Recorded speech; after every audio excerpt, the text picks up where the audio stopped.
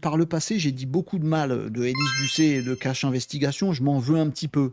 Ben oui, parce que Cache Investigation, on le sait, ça dit que c'est de l'investigation, mais c'est aussi beaucoup de spectacle. On nous dit des trucs sans le dire vraiment, parce qu'on n'a pas vraiment investigué, mais on veut laisser penser que machin, et du coup, devant notre télé, on se dit oh là là là là, il doit y avoir une histoire derrière tout ça. Vous voyez, on vire un peu complotiste, c'est pas très très étayé, il y a des effets de manche, des effets de vidéo, voilà. Élise Lucet fait du très bon divertissement avec Cache Investigation, et c'est vrai que c'est plus une émission YouTube, à mon avis, qu'une émission journalistique, mais c'est très bien. Et hier, ils ont fait une émission qui s'appelait Politique et business, les liaisons dangereuses. Donc j'ai regardé ce truc-là en me disant tiens, est-ce qu'ils vont parler de quelqu'un que je connais dans le numérique au gouvernement? Et ils ont parlé de Cédric O, l'ancien secrétaire d'État au numérique. C'était Cédric O à l'époque. Et puis il est pointé du doigt dans l'émission Cache Investigation en disant que il était à la fois actionnaire de chez Mistral AI et qu'en même temps il était dans les discussions sur l'IA Act. Moi c'est pas de Cédric O dont je voulais qu'on parle parce que c'est du passé. Et puis parce que aussi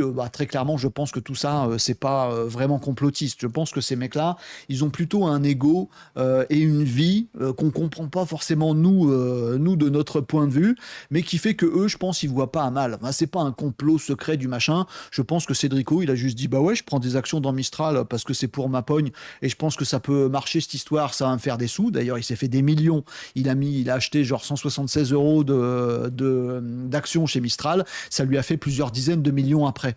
Voilà. Mais c'est juste, à mon avis, c'est que mon avis, il n'a pas fait un complot de je sais pas quoi, il s'est juste dit tiens, je vais prendre du pognon à titre perso, puis je mélange aussi les affaires, et puis j'essaye de faire avancer l'IA Act, et puis je favorise Mistral aussi parce que je les aime bien, et puis comme je les aime bien, les mecs qui mélangent tout. Mais je suis déçu qu'on ait parlé que de Cédrico et qu'on n'ait pas parlé de ma copine, à la ministre actuelle. Alors, Élise Lucet, on parle des anciens qui sont plus là, on parle pas des actuels. Parce que Clara Chapaz, actuellement en poste, qui fait des prises de position, qui va militer à l'Europe pour avoir tel truc ou telle régulation, etc. Eh bien, Clara Chapaz, elle est actionnaire de groupes technologiques qui sont quasiment tous américains. Quelques papiers parlent de 800 000 € d'actions chez Amazon, chez Microsoft, chez Nvidia, chez Google. Est-ce qu'on peut pas se poser la question de savoir si Clara Chapaz, quand elle dit dis donc, il faut pas mettre de l'IA à tel endroit, on attend d'avoir une solution là-dessus, venez Microsoft vous installer là, est-ce que Clara Chapaz, elle est objective? Pourquoi Élise Lucet tombe pas dessus? Moi, je préfère qu'elle ait pas des intérêts personnels et financiers dans ce que sont en train de devenir les GAFAM et les GOMAX chez nous en Europe et en France. Voilà, j'ai complété le Cache Investigation d'Élise Lucet. Vous avez aimé? Vous me dites ce que vous en pensez en commentaire.